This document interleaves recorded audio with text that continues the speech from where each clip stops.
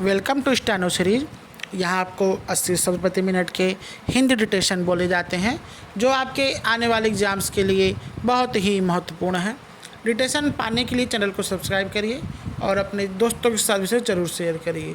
ज़्यादा से ज़्यादा लोगों को अपने साथ जोड़िए जिससे हमें डिक्टेशन देने में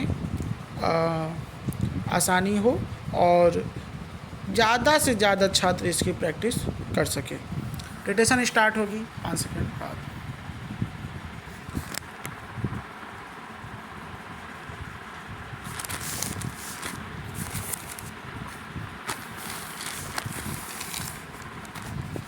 स्टार्ट।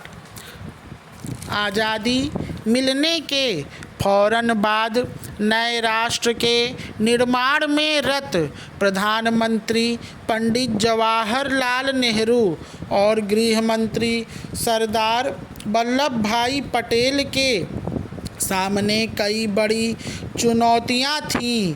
उनमें से एक चुनौती ऐसी प्रणाली, प्रक्रियाएं और प्रशासनिक संरचनाएं निर्मित करने की भी थी जिनके जरिए निर्णय लिए जा सकें, जवाबदेही तय हो सके और संसाधनों का प्रबंधन किया जा सके। यह भी जरूरी था कि यह व्यवस्था जनता के चुने प्रतिनिधियों के प्रति जवाबदेह भी हो।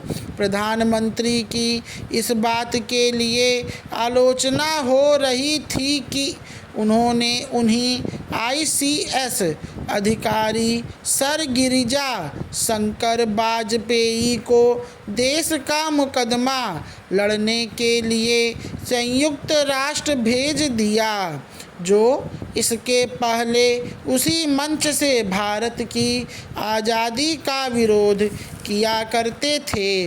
इस प्रयोग की सफलता से उन तर्कों को बल मिला जो पुरानी नौकरशाही को ही छोटे मोटे कॉस्मेटिक परिवर्तनों के साथ स्वतंत्र भारत में बनाए रखने के पक्षधर थे। इसके पक्ष में सरदार पटेल भी थे जिनका मानना था कि नौकरशाही भारत को एक राष्ट्र राज्य बनाने के लिए स्टील फ्रेम जैसी है। इसलिए उन्होंने नौकरशाही के पुराने ढांचे को ही बनाए रखने का फैसला किया, सिर्फ उनके नाम बदल दिए। देश की दो सबसे महत्वपूर्ण सेवाएं, इंडियन सिविल सर्विस ICS को इंडियन एडमिनिस्ट्रेटिव सर्विस IAS और इंपीरियल पुलिस IP को इंडियन पुलिस सर्विस IPS कहा जाने लगा। संविधान के अनुच्छेद 312 के तहत केंद्र सरकार को अखिल भारतीय सेवाएं गठित करने का अधिकार मिल गया। इन सेवाओं और केंद्र सरकार के अंतर्गत आने वाली बहुत सी सेवाओं में पारदर्शी चयन के लिए संविधान के अनुच्छेद 315 के तहत संघ और प्रादेशिक लोक सेवा आयोगों की स्थापना हुई।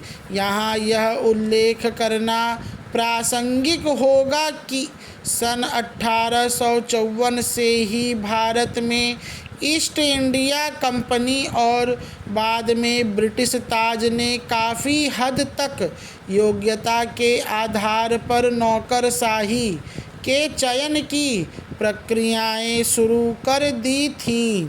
इस तथ्य को भी याद रखा जाना चाहिए कि 1922 के पहले यह परीक्षा लंदन में होती थी और बाद में जब भारत में परीक्षा शुरू हुई तब भी इसका ढांचा कुछ ऐसा बना रहा कि बहुत कम भारतीय इन सेवाओं में चुने जा सकते थे।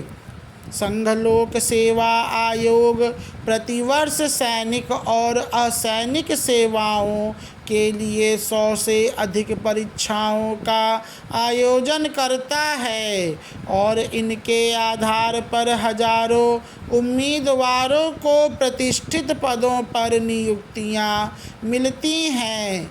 इनमें सबसे प्रतिष्ठित सिविल सेवा परीक्षा भी सम्मिलित है, जिसके माध्यम से IAS समेत देश की लगभग 2 दर्जन महत्वपूर्ण प्रशासनिक सेवाओं के लिए चयन किए जाते हैं।